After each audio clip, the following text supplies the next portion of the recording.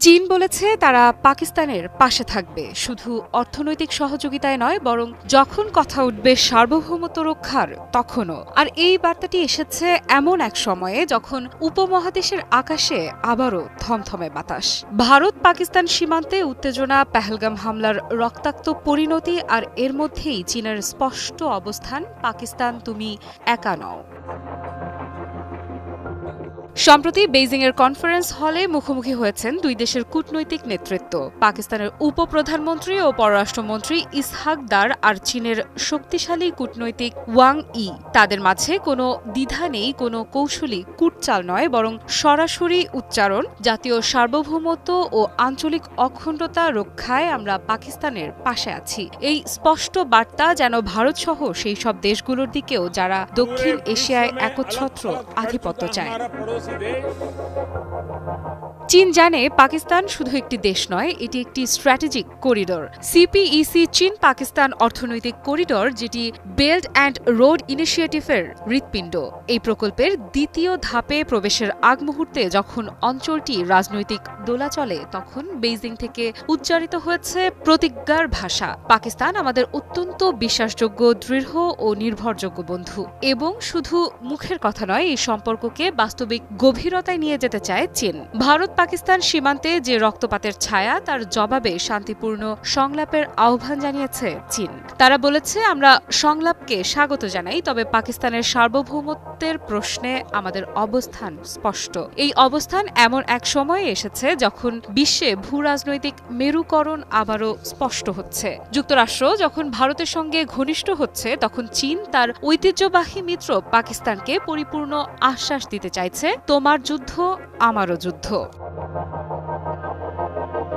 এই বৈঠকে উঠে এসেছে আরও কিছু গুরুত্বপূর্ণ বিষয়। দক্ষিণ এশিয়ার নিরাপত্তা পরিস্থিতি, ভবিষ্যৎ চীন পাকিস্তান সম্পর্কের রূপরেখা, সিপিইসি প্রকল্পের ভবিষ্যৎ, এমনকি পাকিস্তানের রাজনৈতিক দলগুলোর সঙ্গে চীনা কমিউনিস্ট পার্টির পারস্পরিক সম্পর্ক উন্নয়নের প্রসঙ্গও আলোচিত হয়েছে।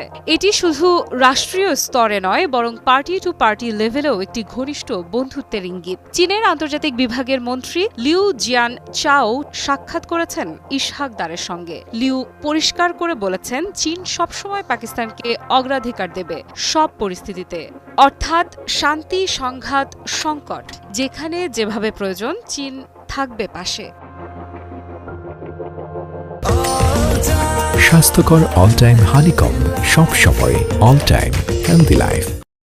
এই দৃশ্যপটে প্রশ্ন উঠে আসে, ভারতের প্রতিক্রিয়া কি হবে? কারণ চীন এখন একদিকে দক্ষিণ এশিয়ায় প্রভাব বাড়াচ্ছে, অন্যদিকে ভারত প্রশান্ত মহাসাগরীয় অঞ্চলে মার্কিন নেতৃত্বাধীন কোয়াড জোটকে নিয়ন্ত্রণে রাখতেও সক্রিয়। চীন জানে পাকিস্তানকে পাশে রেখে কেবল কৌশলগত ঘেরাটোপ নয়, বরং ভারতকে ঘিরে রাখা সম্ভব অর্থনৈতিক ও রাজনৈতিক দুইভাবেই। এটি নিছক কূটনীতি নয়, এটি এক ধরনের কৌশলগত দাবা খেলা, যেখানে চীন বোঝাতে চাইছে তারা শুধু পণ্য রপ্তানির দেশ নয়, তারা এক পরাশক্তি, এবং পরাশক্তিরা একা খেলে না, তারা জোট করে। পাকিস্তান সেই জোটের পুরনো খেলোয়াড়, আর এখন হয়তো আরও গুরুত্বপূর্ণ।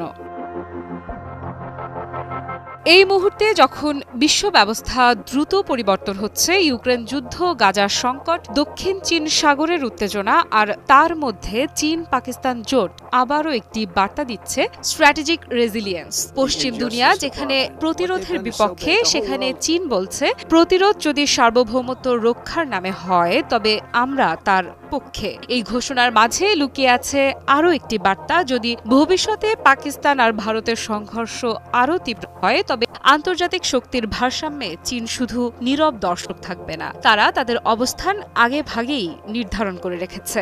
এক পক্ষের সার্বভৌমত্ব প্রশ্নে তারা নিরপেক্ষতা দেখাবে না, তারা বলেছে, আমরা দৃঢ়ভাবে পাশে থাকব। এটাই হয়তো নতুন দক্ষিণ এশিয়ার ভবিষ্যতের পূর্বাভাস। আফরিদা ইফরাত, নিউজ 24।